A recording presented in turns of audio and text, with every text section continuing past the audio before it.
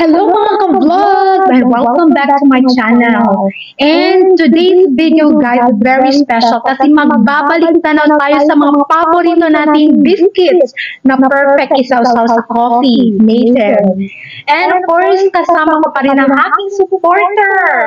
Hello everyone! Ayan, at itinawag namin tong Bring Back the Old Memories Challenge.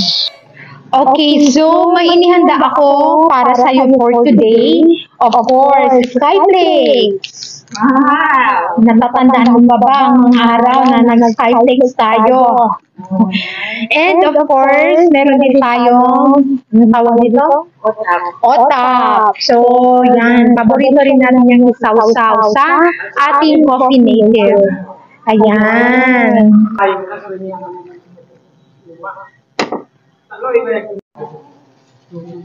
At meron din ako ihanda. Alam mo, tandang-tanda mo to. Ito. Anong tawag sa inyo to guys, mga vlog? Sa amin dito is Bagong Bayan. Bagong Bayan. At ito is bizcocho. Anong tawag na bizcocho?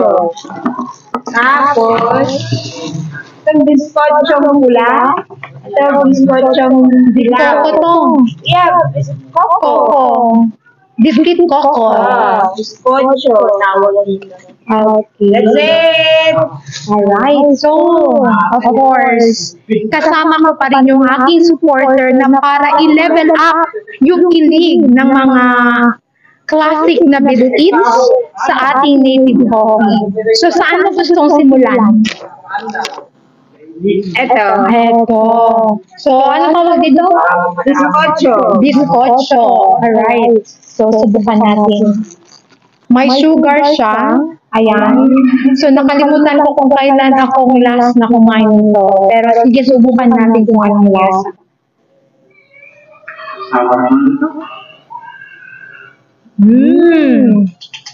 What can you say? Harap.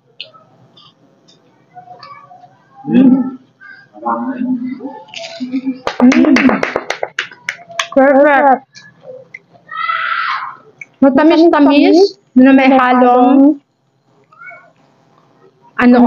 bitterness ng native coffee. Ang sarap, guys. Yan. Sarap siya. Lalo na mainit yung coffee native. It's sausaw mo. As in, perfect.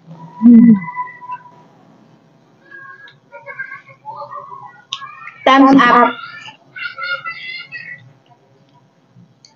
Okay, so, subukan mo naman yung hinanda kong otap. Masarap to. Ayan. For you. Alam mo yung otap, madami na akong nakakain na otap. Talaga. Pero, meron ube, yung galing sa Iloilo. Ay, hindi ganito. Iba din, ito sa buwan na may masarap. Ang ganda po, dami ng asukar. Masarap. Tapos, combined flour and sugar na white. Kasi ang last kinain ko yung sugar brown kasi brown siya. Masarap, masarap. Masarap siya kapag isawsaw din sa native. Kasi nag-mix yung sugary taste ng otap at saka yung bitterness ng coffee native.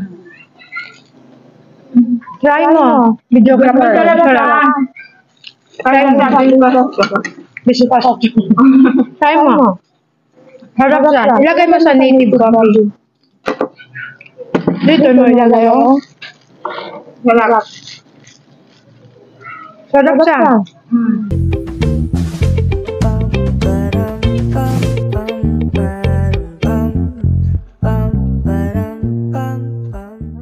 Masarap yung Bagong Bayan.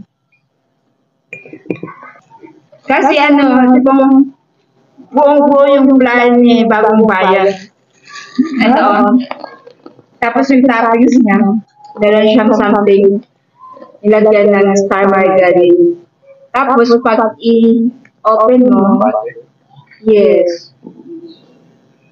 Buong-buo yung flour niya. I think third flour ang ginawa nito. Para makabudget.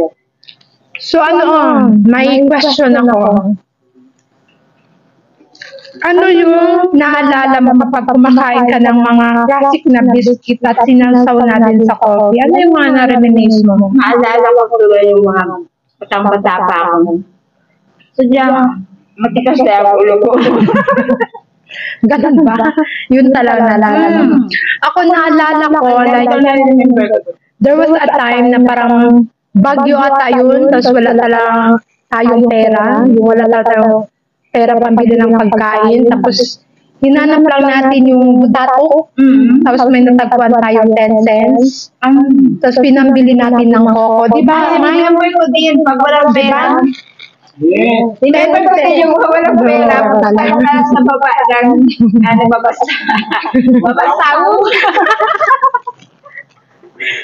Yung, ano sa tawag ng Tagalog? Underground! Underground? Yung, Ano? tipong si photographer hindi makarelate. Di, pero alam niya yan. No, at least nga. So, ako yun talaga nagdadala ko. Dahil nga doon sa May mga 25 cents, no? tatangay namin yung bakit sa isa. Yun. Makuha ko yung pera. Tapos nakakabili na kami ng biscuit ko sa tindahan ni Pa Jalil. No. Tapos masarap na yun siya isaw-saw sa.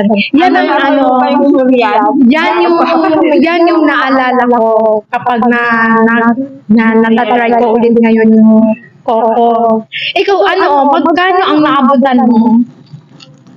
Magkano to siya, naabutan mo? Sa pagkaalala mo? 5 pesos? 5 pesos na Hindi ko naalala na kasi maalala. Wala. Hindi kasi ako bumibili ng nanay namin talaga. Kasi yung nanay namin, parang hands-on talaga, one-on-one. Ayaw na kasi madaming jeeps, sasakyan, napagkamaan kami, ma-accident, at wala namin. Ako naalala ko 10 cents. May 10 cents pa, videographer. Pwede ba kami bumili? Ngayon parang hindi na. Wala na. Talaga. Ako, just 10 cents. Naabutan ko ang 10 cents. Alright. Anyway, so dito naman tayo sa pambansang biscuit. Yours. Skyplay. Naalala ko, Sino? ito ang kinakain ko before. No! Pag may nagkas ako. Ay, talaga ba?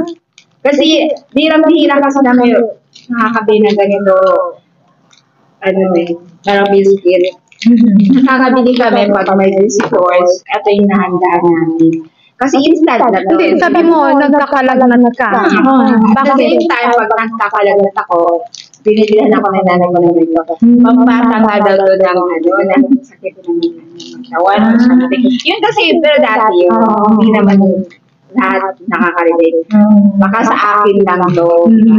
Pampagod vibes lang ng nanay ko. Kaya yung Skyflex, parang siya talaga ang nagpapa-remarkable sa akin. Ang sarap mabuhay. Parang may Skyflex ka. Ako naalala ko yung nag-a-apply ako. Siyempre, straight second. Kasi iba kasi dati, pag nag-apply ka, hindi pa online yung application. Kailangan puntahan mo mga officer. So, nagbabaon ako ng Skyflex para hindi ako malupasan.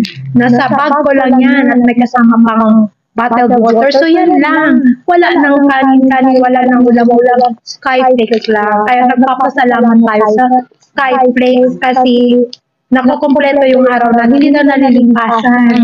Yan yung naalala ko. So, tikman na natin yan. Although, si Skyflex naman, hindi naman siya nakakabusog talaga while you get rice. Ito kasi, para lang talaga magkakaroon ka lang ng konting energy. It doesn't mean na ito talaga ang pang-lunch mo or dinner mo. No, sasabihin natin sa madaming people na hindi po ito advisable na ito lang dapat ang kakainin for lunch or dinner. Ang sinasabi lang, pwede lang siya pagdagdag ng energy sa ating katawan.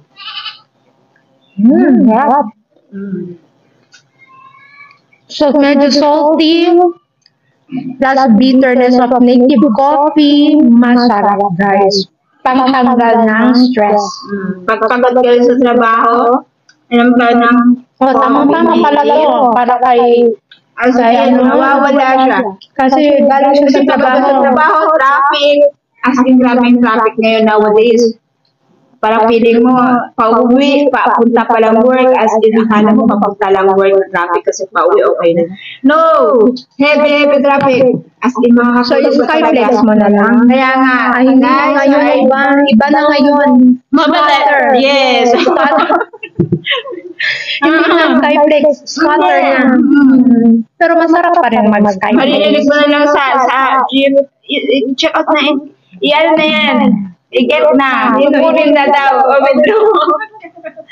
I-get na. Withdraw. Withdraw Ikaw yun na. ba? Photographer. What do you think? Ang Skyflex, you eat. Okay lang na. Nagbuwag mo lang. Well, of course, hindi dyan nagtatapos ang ating ang ating vlog for today. Meron akong patrivia. Ano yung patrivia ko? Well, subukan natin isok to siya sa coffee. Tingnan natin kung sino ang unang magsisink. Okay. So, ready na ba kayo para alamin kung alin sa mga biscuit na to ang unang magsisink? Skyway, si Biskotso, si Bagong Bayan, Or si biscuit coco. yes. Alright, so lagyan na natin ng coffee. Okay. Ayun. And so ready na ba kayo mag-watch? So, sige. Sabay tayo. Wait.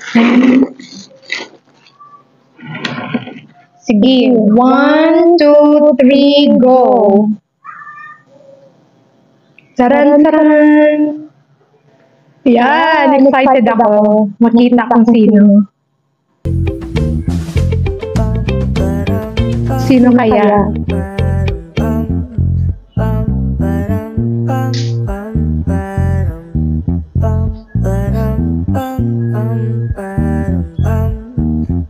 Tandaran-dandan, nanchala-chala, nanchala-chala, nanchala-chala, nanchala-chala.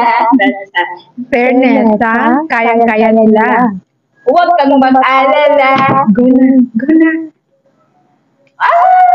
Wag! Titanic! Oh, so siya, guys, ang nauna. Alam mo kung yun siya? bakit? Ano siya? Alam mo kung bakit?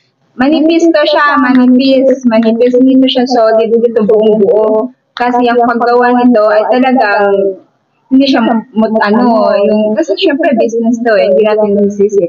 Ito, yan guys, talagang masisip ni coffee. Kaya una siya nilubog. Kaysa sa Skyflex. Kasi si Skyflex, pulido, solid. At talagang isisip ni coffee, daan-dahan, hindi talaga siya kasi yung buong-buo tigas. Kaya nauna talaga sa biskotso. Ayan, so hindi ko guys in-expect kasi ang akala ko talaga si Skyflex ang unang lulubog. Pero wala, natira pa si dito pa siya sa taas. Kunin ko na lang at kakainin ko. Pulido kasi si Skyflex. Kaya talo siya. Alright, so ayan, thank you so much for joining my vlog today, ka-supporter. And you see guys, napakasimple lang yung biscuit. But for me, it's memorable. Yes, tama ka talaga, hindi masamang magbalik tanaw sa mga pangyayari na dati mong ginagawa tulad ng pagkain na to. Minsan lang natin ito makikita at sa sobrang pagkain mo to, pag example na kain to, mapipil mo talaga, ang sarap mabuhay. Kasi na, binigyan ko tayo ng magkakataon na ma-experience. Tama. So guys, just comment down below kung anong biscuit ang gusto ninyo isaw-saw sa ating napakasarap na native coffee. And of course, hit the like, subscribe, and share for more updates sa kakaibang food trip and love trip natin for next video. Alright guys, so that's all for today, and tandaan, ang pinakasimpleng bagay ay minsan, yun pa ang nagbibigay sweetness sa ating life. Bye! Again, this is Sasuka, not an expert, but just want to share.